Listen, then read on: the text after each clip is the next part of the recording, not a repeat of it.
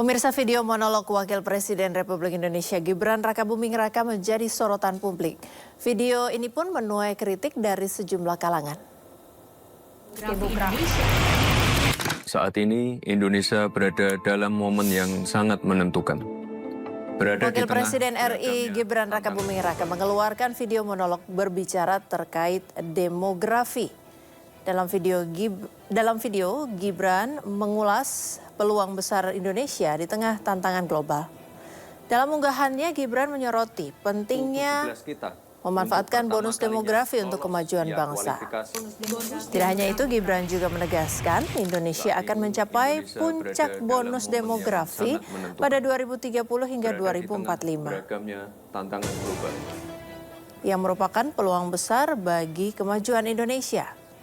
Menurutnya, momentum bonus demografi hanya terjadi sekali dalam peradaban bangsa. Gibran pun mengajak semua pihak mengelola peluang ini dengan baik. Namun, sayangnya video monolog Gibran justru menuai kritik dari sejumlah kalangan. Meski sejumlah pihak membela, termasuk dari pihak istana. Dan berikut cuplikan video monolog Wapres Gibran Rakabuming Raka. Indonesia berada dalam momen yang sangat menentukan. Berada di tengah beragamnya tantangan global, baik itu ekonomi, perang dagang, geopolitik, maupun perubahan iklim yang membawa perubahan di berbagai sektor. Tapi di sisi lain, Indonesia sebagai negara yang besar, sebagai negara yang menaungi kehidupan 284 juta penduduknya, harus tetap tumbuh, harus tetap lincah dan adaptif. Teman-teman, tantangan ini memang ada, bahkan begitu besar. Tapi yakinlah, peluang kita juga jauh lebih besar. Tentu banyak yang sudah mendengar tentang bonus demografi. Kondisi di mana lebih dari separuh penduduk suatu negara berada pada usia produktif. Ya, Indonesia akan mendapatkan puncak bonus demografi di tahun 2030 sampai tahun 2045. Video monolog Wakil Presiden Gibran Rakabuming Raka terkait isu demografi baru-baru ini memicu respon publik. Dengan gaya santai namun menyelipkan pesan-pesan tajam, Gibran dinilai tengah membentuk gaya komunikasi politik yang unik, terutama di kalangan anak muda. Untuk membahasnya sudah hadir bersama kita Wakil Ketua Umum Jokowi Mania San Salvator, pengamat politik Boni Hargens, dan analis drone emprit Nova Rizal Mujtahid. Selamat sore Bapak-Bapak, saya mungkin panggil Bang dan Mas ya. Sore. Ya. Selamat sore. Mas Nova, ya saya ke Mas Nova dulu. Ini Mas Nova, kalau dari analisanya drone emprit, apa sebenarnya yang ingin ditampilkan atau dimaksudkan dari video monolog ini?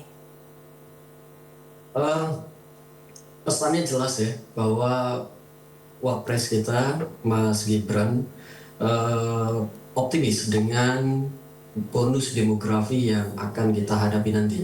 Itu jelas sekali. Dan apa yang harus kita lakukan dan apa yang harus dilakukan kayak gitu.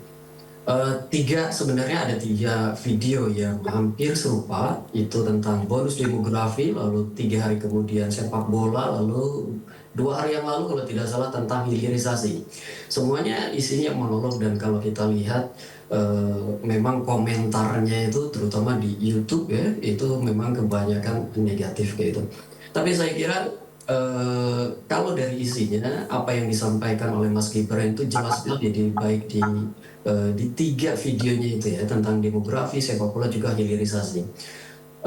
Presis, artinya tepat, jelas sekali yang ingin disampaikan, juga apa yang disertai juga dengan beberapa data-data kayak gitu.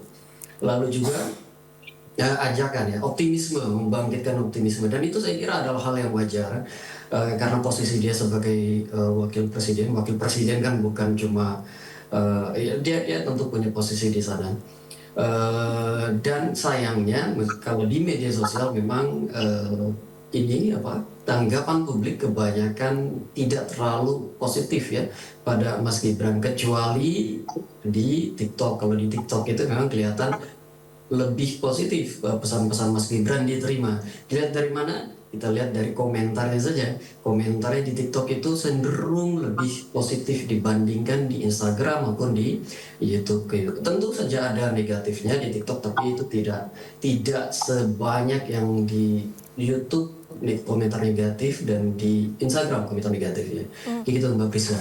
Menurut Anda kenapa responnya cenderung negatif di beberapa platform? Apakah perbedaan sasaran marketnya, market ya, atau memang secara umum ditanggapi negatif saja? Kalau kita belajar kalau kita mengamati media sosial Gibran, Mas Gibran itu kan sebelumnya paling awal dia main di Instagram sama di Twitter, kemudian baru di kanal media sosial lainnya. Ya. Dan kalau kita lihat perkembangannya dari semua kanal media sosial yang Mas Gibran bermain di dalamnya, itu memang basis pendukung terkuat Mas Gibran ada di TikTok sebenarnya. Jadi Twitter itu bukan tempatnya Mas Gibran sama sekali. Kalau Mas Gibran nge-tweet itu sudah pasti isinya kritik di dalamnya. Begitu juga YouTube bukan basis pendukung Mas Gibran, tidak banyak yang berkumpul di YouTube, tetapi di TikTok ya, dan sebagian Instagram. Kita lihat juga followernya kalau di YouTube itu kan kurang dari 100.000, 97.000 sekian kalau nggak salah. Beda dengan Instagram dan TikTok yang sudah lebih dari 5 juta follower kayak gitu. Engagement lebih tinggi dan lebih berterima juga di kalangan pengguna TikTok dan Instagram. Selain itu, video-video di TikTok dan Instagram itu kan kadang-kadang Mas Gibran tampilkan lebih pendek ya. Kalau kita lihat juga pengguna TikTok itu justru lebih suka video-video yang pendek, berbeda dengan video-video di YouTube yang agak lebih panjang kayak gitu, butuh waktu lebih banyak untuk melihat, memahami apa yang ingin disampaikan oleh para YouTuber kayak gitu. Itu kan lebih banyak, beda dengan di TikTok yang videonya lebih banyak, 50 detik, 60 detik kayak gitu, kadang-kadang tidak lebih dari 2 menit. Jadi saya kira itu sih yang terjadi ya. Kenapa lebih negatif, karena memang bukan ininya, bukan basis pendukung Mas Gibran tidak di situ, tidak di YouTube, tapi di TikTok. Baik. Saya ke Bang Boni. Bang Boni, kalau tadi disebutkan dalam video bahwa bonus demografi itu disampaikan oleh Mas Wapres mulai tahun 2030. Artinya saat di mana masa pemerintahan Prabowo Gibran selesai begitu. Ada maksud politikkah di balik itu? Pertama saya mengapresiasi monolog yang dilakukan oleh Mas Wapres Gibran.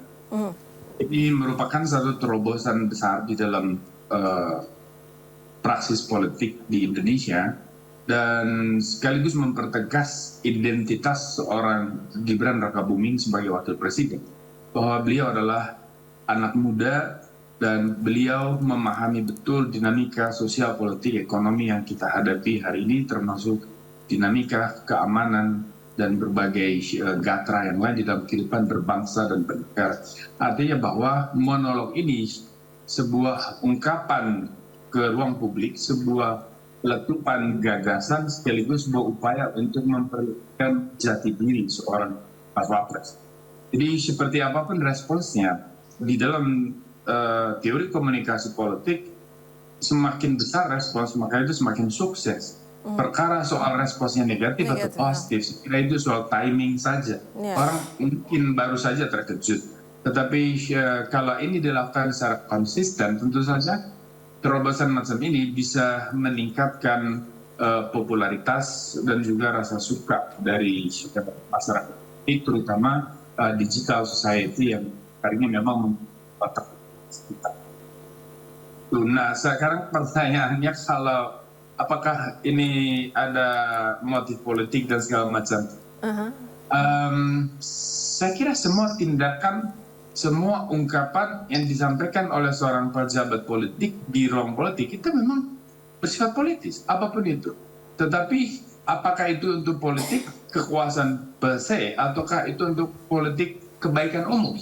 Nah, saya kira apa yang dilakukan oleh Mas Gibran itu adalah sebuah politik untuk bonum comune atau kemaslahatan bersama. Jadi dia menunjukkan komitmen dan political engagement bahwa Indonesia ke depan akan seperti ini. Dengan faktum politik, sosial, ekonomi bahwa kita menghadapi bonus demografi, kita mau apa? Kita akan ngapain? Kan sebetulnya Mas Wapres ingin mengajak semua orang sadar dan kemudian concern dengan apa yang akan terjadi ke depan sehingga kita harus mempersiapkan diri menghadapi momen bonus demografi itu kan dalam rangka menyukseskan Indonesia emas. Jadi pertanyaan kamu itu menurut saya juga itu cenderung menjadi pertanyaan retoris pada akhirnya karena siapapun yang akan bicara pada langkah macam ini itu pasti dalam konteks politik dan sifatnya politis. Tapi sekali lagi ya itu politik moral, itu politik keberpihakan pada kepentingan umum. Kalau dari Mas Salvatore sendiri bagaimana responnya? Membaca respon negatif yang banyak muncul. Iya, selamat sore Mbak Friska, Bang Boni sama Bang Nova. Assalamualaikum warahmatullahi wabarakatuh.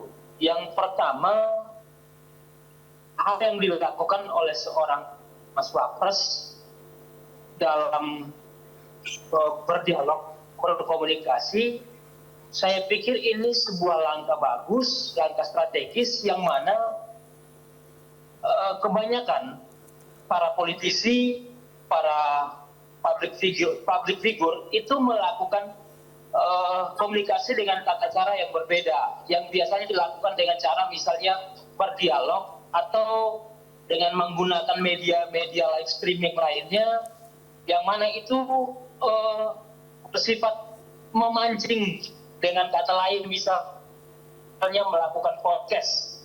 Namun yang dilakukan oleh Mas Wapres ini tersendiri merupakan langkah kreatif yang dilakukan anak muda hari ini. Nah itu yang sebenarnya perlu kita apresiasi dan perlu kita teladani juga, bahwa teknik komunikasi itu tidak serta-merta harus mengikuti dengan apa yang sudah dilakukan.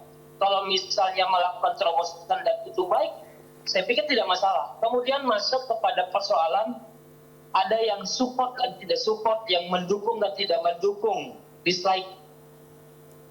Tidak ada hal apapun yang 100% itu ketika kita melakukan hal baru itu disukai semua orang. Saya pikir itu hampir 100% tidak pernah ada. Semua hal yang dilakukan pada mulanya itu pasti ada kontroversinya antara pro dan kontra. Ada antara yang mendukung dan tidak mendukung. Bagi mereka yang tidak mendukung, yang pasti mereka ini juga bagian-bagian yang tidak suka sebelumnya. Karena tidak mungkin orang melakukan like and dislike itu tanpa ada persoalan yang mendasar. Kalau hanya sekedar statement sosialisasi yang disampaikan oleh Mas Wapres kemudian tidak suka, kemudian responnya begitu negatif, ini pasti ada motif di balik ini semua. Kemudian motifnya salah satu juga saya adalah mereka yang berpolitik kemudian sakit hati. Itu poin pentingnya. Saya pikir itu. Baik, sebelum kita lanjutkan sesi dialog, kita akan saksikan dulu satu informasi berikut dari Wamen Sekretaris Negara Juri Ardiantoro yang turut menanggapi video monolog Wapres Gibran Rakabuming Raka. Juri menilai tidak ada yang salah terkait langkah Gibran membuat video untuk menyampaikan informasi ini. Banyak cara komunikasi para pejabat, Pak Presiden, Pak Wapres, Pak Menteri, dan seluruh pejabat yang lain tentu punya kepentingan untuk menyampaikan hal-hal yang perlu diketahui oleh masyarakat. Ya kan, baik mengenai program-programnya pemerintah maupun terhadap hal-hal yang penting untuk segera disampaikan kepada publik atau kepada masyarakat. Dan tentu caranya macam-macam, modelnya macam-macam. Yang penting pesannya sampai ke masyarakat. Dan tentu kita mengharapkan masyarakat mendapatkan informasi yang lebih benar, lebih langsung dari sumbernya. Masyarakat tidak banyak mendapatkan informasi-informasi yang sudah di-cloning gitu, sehingga bias informasi dan kadang-kadang informasi yang beredar seringkali sudah bias dan tidak benar. Oleh karena itu, ya baik sekali kalau para pejabat bisa menyampaikan langsung informasi yang benar yang Ya, kembali ke sesi dialog pemirsa, Mas Nova, Pak Salvator dan juga Bang Boni. Mas Nova masih bersama kami?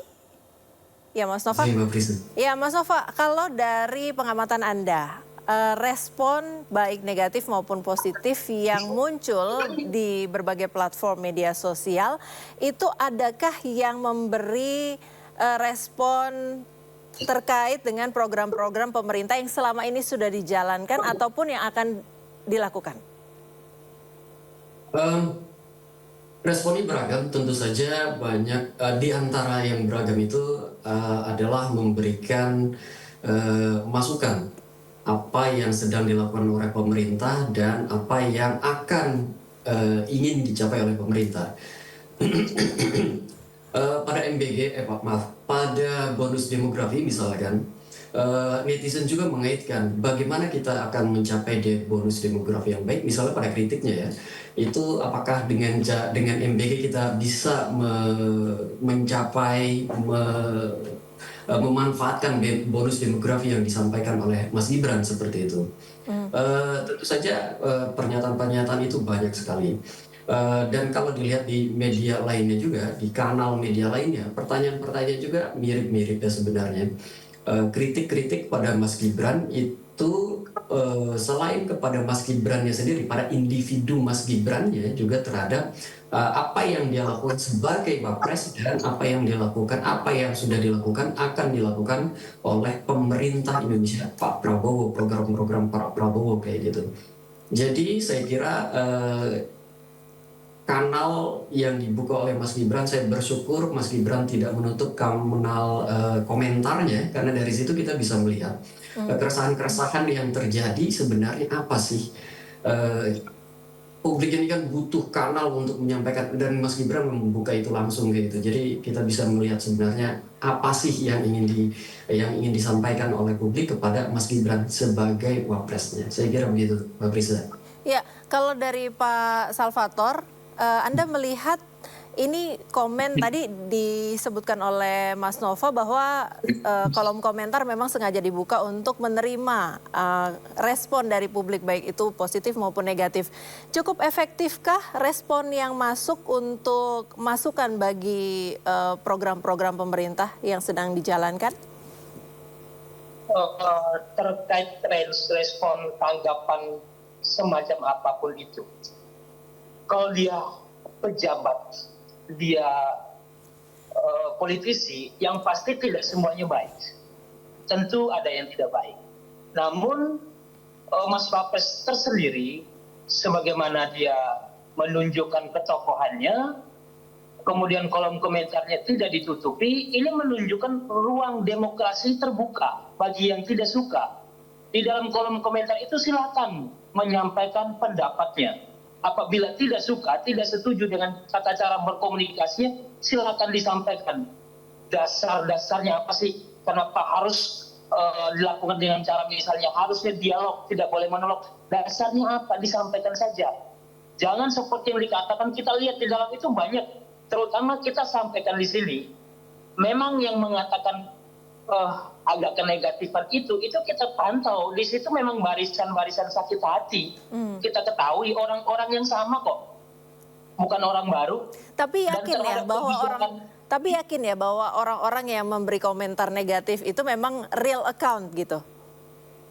Orang beneran gitu. Tidak bisa memastikan itu.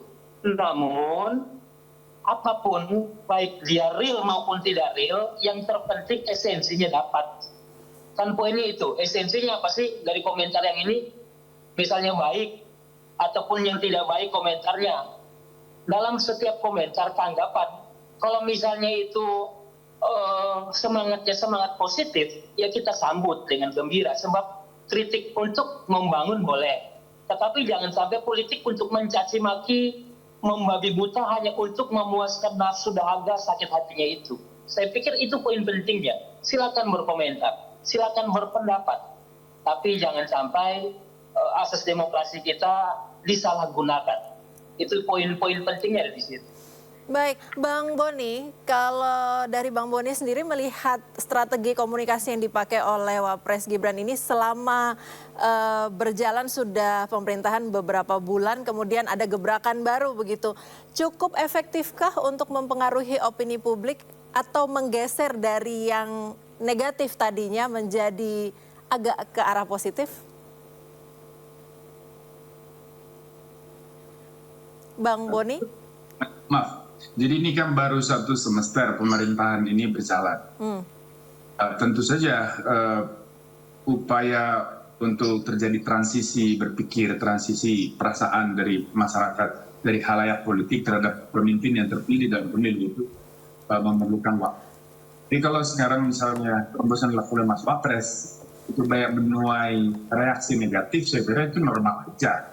Tapi mari kita lihat, justru ini sangat potensial bagi Mas Wapres karena semakin banyak orang merespons, maka ini potensi besar bagi dukungan politik ke depan. Nah, kalau ini konsisten dilakukan, saya percaya ini dukungan positifnya akan terus meningkat. Dan pada akhirnya juga semua orang akan suka. Ini sebagai sebuah style di dalam komunikasi politik antara pemimpin dengan masyarakat. Jadi memang dinamika sosial politik ini menuntut banyak perubahan paradigma dan juga modus operandi di dalam berpolitik, di dalam berkomunikasi, di dalam menyapa masyarakat. Dan ini akan pasti pada waktunya disukai oleh mayoritas khalayak politik di Indonesia. Makanya saya selalu bilang terobosan-terobosan macam ini kan yang dibutuhkan oleh generasi-generasi milenial and beyond. Jadi milenial, Gen Z, Alpha, Beta itu kan pada akhirnya juga mereka akan mendominasi